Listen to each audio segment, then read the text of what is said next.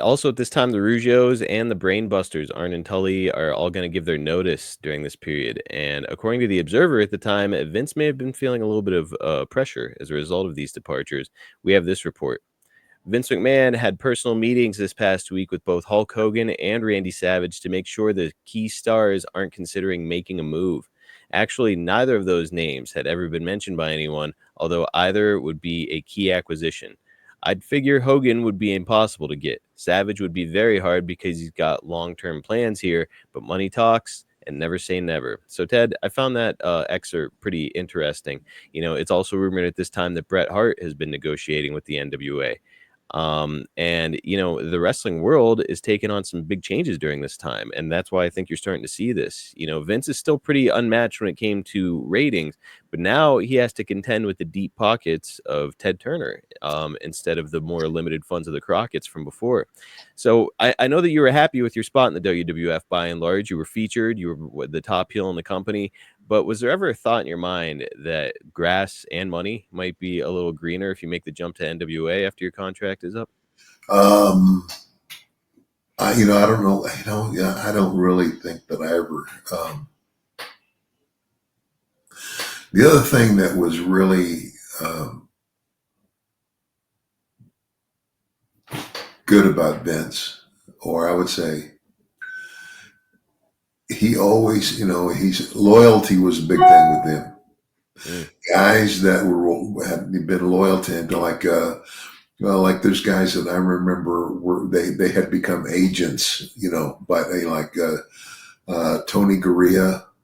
Yeah. Remember that name? Tony used to wrestle with the WWF, and Tony was one of the agents, one of the producers. One of the guys that showed up at the show to tell everybody what they were doing. And he was, and obviously, he was now being paid for that position, and so I think one thing that Vince I think rewarded was loyalty, and but that's the other thing. Vince rewards your loyalty, but he also is a businessman.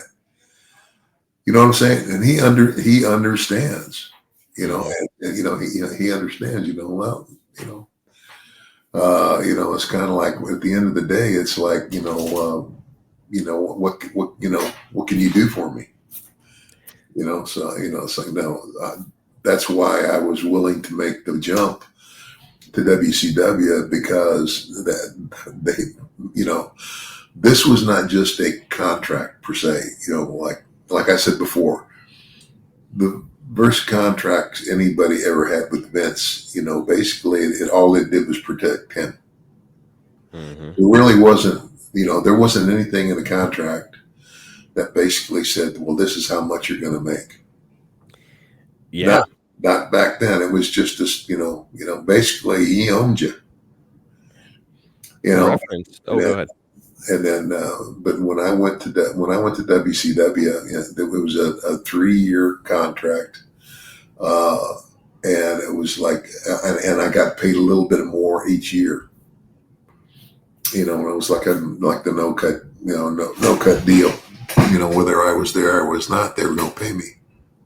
And for reference, for listeners, actually ended up what happened. They sent you home, paid you. Yeah. Yeah, I mean, it was kind of like the kicker was, this all happened about the time that I was getting right with God, Mm-hmm. and I just told them, I said, look, I said, guys, I am being seen and will be being seen on a lot of Christian television, and I said, to have me, on television telling everybody how much I love God and I'm living for God, and then you go and I'm this heel manager on this show, it's kind of like it takes the mystique out of it. It's like the people, you know what I'm saying? Yeah. And so that was the whole reason that they turned me babyface and then took me over, and I became the manager of the Steiners.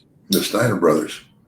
Got to make it make sense. Yeah. And For reference for our listeners, which I'm sure a lot of people know, but maybe some don't, when you would sign with the WWF at this time, your guarantee was 10 dates at $150 per date.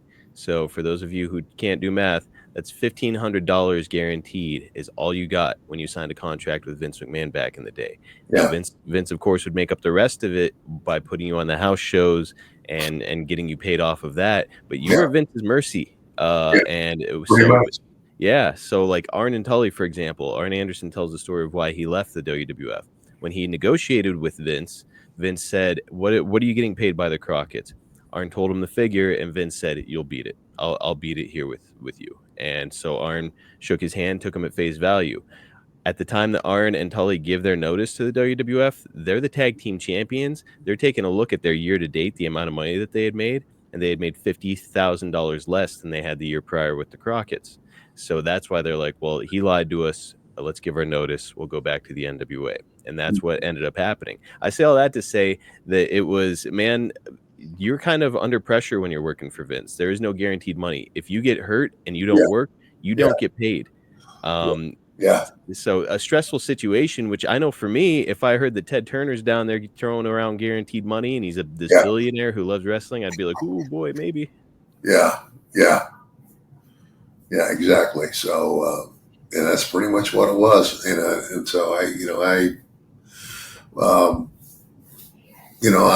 hindsight's 2020, and sometimes I wonder um, if I had stayed with Vince all the way through, because eventually I did go back.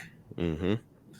Um, if it would been had been any different, but I don't know. Probably not.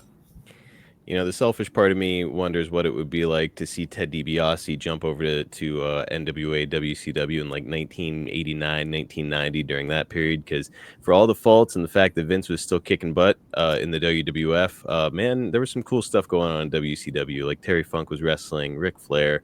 Like there was all this kind of fun stuff going on. And man, seeing Ted make the jump Yeah, over there could have been pretty fascinating. yeah. Well, I guess we'll never know. I'd say things turned out pretty well for you. Yeah, you know what? It has.